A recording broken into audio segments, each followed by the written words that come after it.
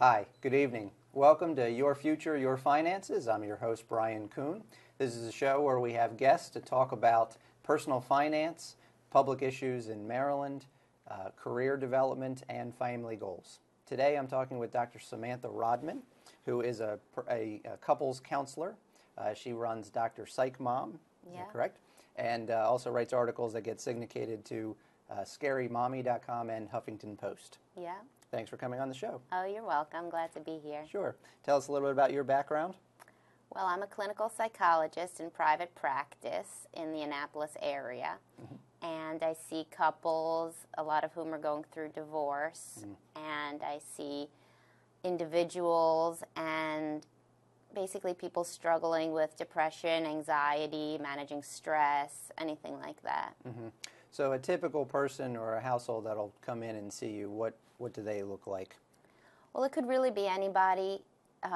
Therapy doesn't really have a stigma anymore. Most people are willing to come in and share their issues with somebody who's going to be objective and helpful. So I really see anybody from, since I only see adults, it's really kids in college all the way up through people who are elderly struggling with the struggles of retirement or changing their relationship when they're older, dealing with adult children, things like that. So the whole range, and of course a lot of parents of young kids and people who are right in the middle of their lives dealing with career, work-life balance, older parents, things like that. So it sounds like a wide variety of issues. Yes, I see a lot of issues. What are the typical ones?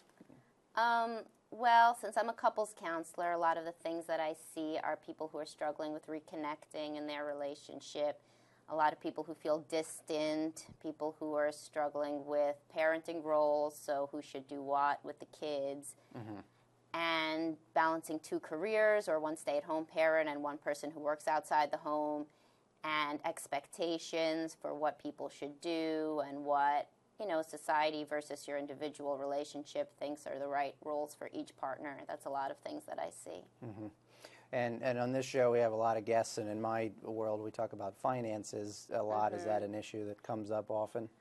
Yeah, it comes up frequently when people are trying to decide what to prioritize. So, for example, some people think that they and their partner should be working more hours in order to attain a certain level of lifestyle for themselves and their family. Other people think that being at home is more important, and that's how they grew up.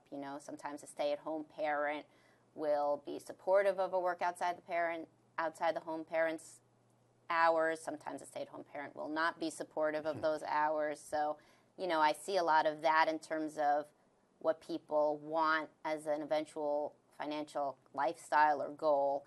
And I also see the everyday issues about how to spend money, how to save money, how to budget money, a lot of huge arguments about what should be spent and what should be saved, and if money should be put away for the children, if people should take out loans, how big a mortgage should be, if people should get cars on lease, like all sorts of things like that. All of those topics will come up in your session? Yeah, all those topics. It's a very stressful topic, or it can be.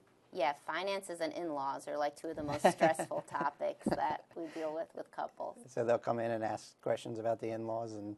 Oh, it's not as much questions as just assertions about how horrible these people are, and then we have to kind of think about how to deal with those things. But yeah, finances is definitely big. I mean, there's so much in terms of what people should do with money they came into the marriage with, or money that one person is making, one person now is on a hiatus from working, what to do when two people are both working. I mean, it's just if you should do public or private school, lots of things like that. So how do you get people to focus on the goals that they have, either personally or as a team of a family, instead of these concerns? Well, a lot of these concerns, I mean, some of them can be compromised on, but some of them really, really can't. And a lot of my work with couples is acceptance, kind of acceptance that on some of these things you're not going to agree, and how can you come together and be in a loving and fulfilling relationship without having to necessarily agree on the nitty-gritty of everything, and choosing which issues are major deal breakers versus which issues both people can accept and give as much as they can on, and be as flexible as possible, with the idea that the relationship as a whole is what's the most important thing for themselves and often for children. And you have a book coming out later this year? Yeah, I have a book coming out September 15th called How to Talk to Your Kids About Your Divorce, and that's available for pre-order on Amazon.